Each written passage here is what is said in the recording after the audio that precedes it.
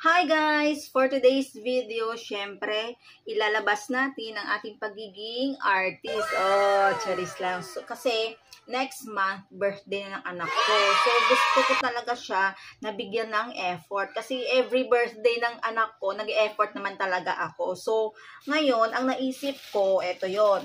Bumili ako sa Shopee ng loot bag or paper bag na plain color lang siya. Ayan, yellow po siya. Wala po siyang ka-design. So, ang gusto ko kasi mangyari, drawingan ko siya ng Pikachu kasi yung motif na naisip ko is Pikachu. So, eto na po siya. Meron na po akong na-drawing sa bond paper. Ang gagawin ko na lang, ilagay ko po dito sa loot bag.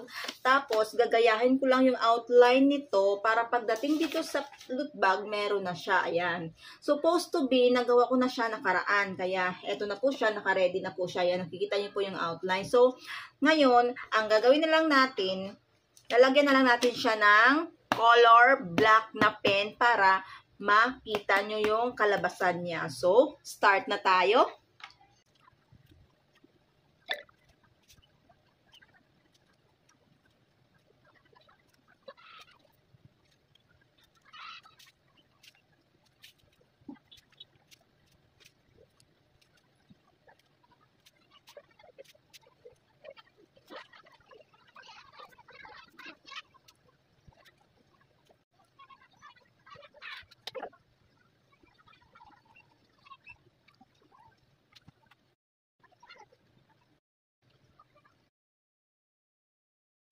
So guys, eto na po pala yung finish natin sa outline pa lang to.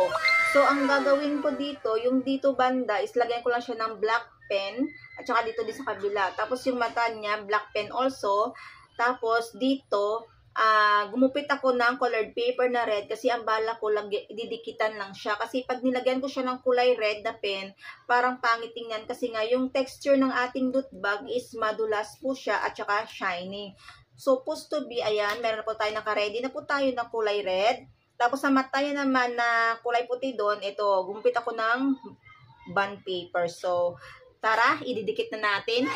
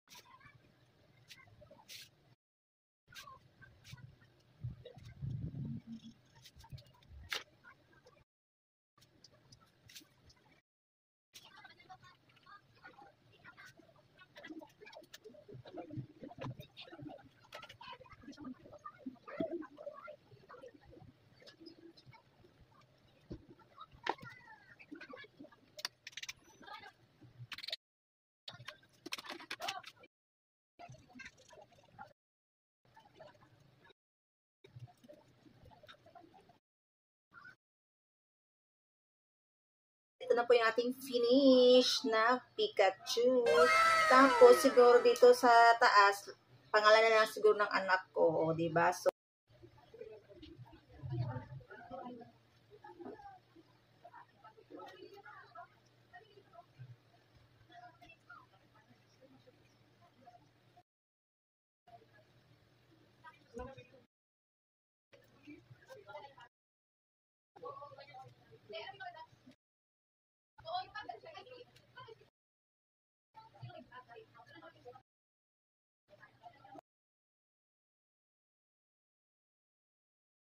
So guys, eto na po ang final output natin. Ang ating DIY Pikachu loot bag. Ayan, ito Sky 6th birthday. So, eto na po siya. Ayan.